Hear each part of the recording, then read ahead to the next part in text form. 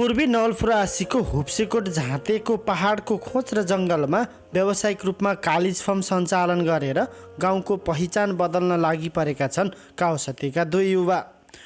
गत वर्षबाट तारतम्य मिलाएर जेठदेखि झाँते एकीकृत कृषि तथा पशुपक्षी केन्द्र स्थापना गरी हाल यहाँ व्यावसायिक रूपमा कालिज पालन सुरु गरिएको छ। झाँते हुप्सेकोट गाउँपालिका 4 विकटमा पर्छ। काउसती 3 का युवा दिपेश कुमार अर्याल र अर्जुन श्रेष्ठले झाँतेमा पहिलो पटक कालिज पालन व्यवसाय शुभारम्भ गरेका हुन्।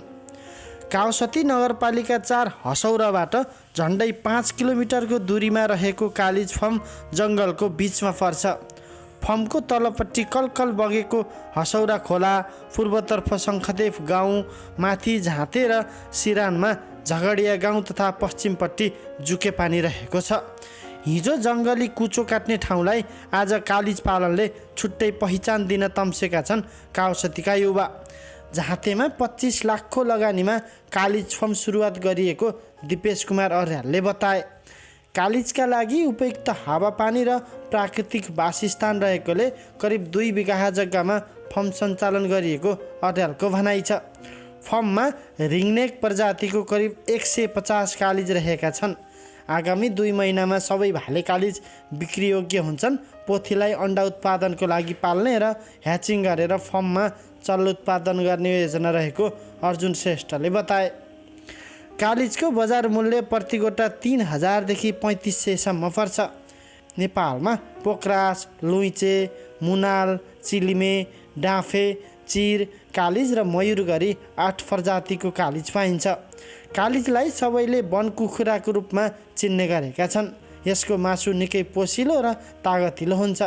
वैदेशिक रोजगारीमा 7 वर्ष बिताएका दिपेशले एक दिन कृषि एप हेर्दा कालिजको बारेमा थाहा पाएर आफू यो व्यवसायमा लागेको बताए।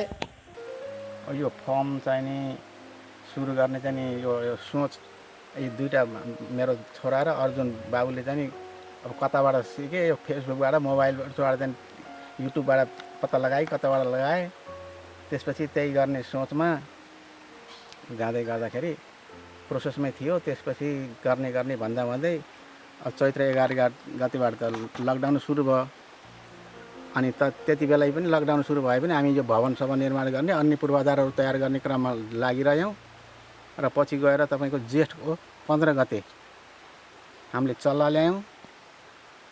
प्रति गोटा रु 1500 का दरले चल्ला 150 वटा चल्ला ल्यायौँ र त्यहाँदेखि भित्र उसमा राखेर हुर्कायौँ। त्यसपछि हामी चैत, वैशाख, जेठ 15 गते ल्याएको हो।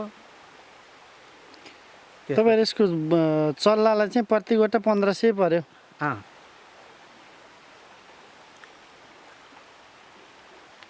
मान्छे सुरुमा कति सङ्ख्यामा ल्याउनु भयो? 150 वटा। अनि यसलाई खास यो दानाहरू चाहिँ के दिनुपर्ने रहेछ? सुरुमा त त्यही कालिजकै स्पेसल दाना हुँदो रहेछ, बुटोलतिर ल्याइयो। कतिको महँगो कति पर्दो रहेछ, के छ त्यो? त्यो सायद 3200 रुपियाँ बोरा भन्थे। अब 50 किलोको बजार हो, बोरा हो, कतिको 32-3500 को बोरा हो।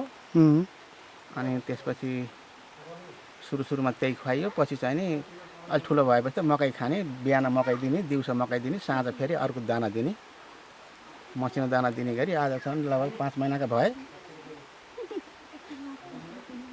अनि यसको यो बेच्ने बेलासम्म कति वेट हुनुपर्ने रहेछ? कति समयमा बेच्ने हुन्छ? यसको 6 देखि 8 महिनामा बेच्ने भनेका छन् कुरोले है। अब यहाँ अहिले चाहिँ नि कोही साथीहरूले चाहिँ मागेर चाहिँ गोटा 4 यदि बेचियो।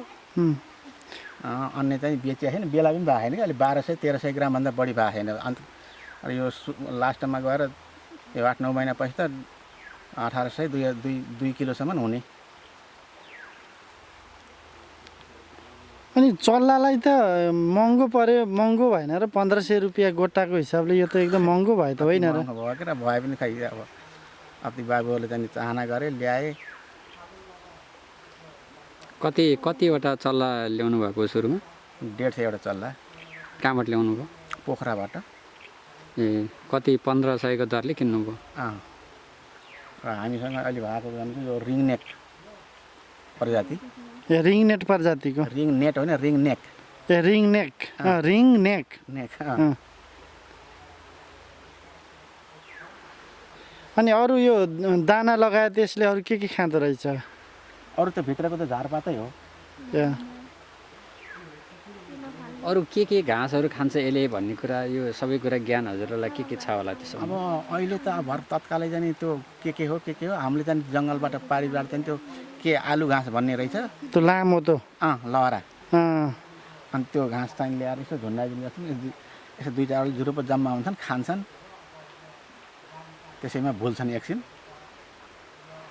पैसा आम्दानी हुने जस्तो रहेछ कि यो चाहिँ रहर मात्रै रहेछ यो फाइदा हुने देख्छु मैले मेरो सोचाइले अहिले भर्खरको नयाँ सुरुवात हो यो बिस्तारै बिस्तारै राम्रै होला जस्तो मलाई लाग्छ अब छोराहरूले गर्छु भनेर आँट पनि कस्यो ठिकै छ आजसम्म राम्रै छ अब गर्दै जाँदाखेरिमा अब आजसम्मलाई राम्रै देख्छु के अरे अब यहाँ किनभने अब जग्गा पनि प्रशस्त छ खेती गरे पनि पाइया छ अहिले हाँसपाली पनि जति पनि छ यो कालिजलाई अब पछि ठाउँ बढाउन सक्यो भने अझै ठाउँ बढाउने ठाउँ छ अब त्यही हिसाब किताबले चाहिँ यहाँ योजना मिलाएको हो अब गर्दै जाम मैले त राम्रै देख्छु के अरे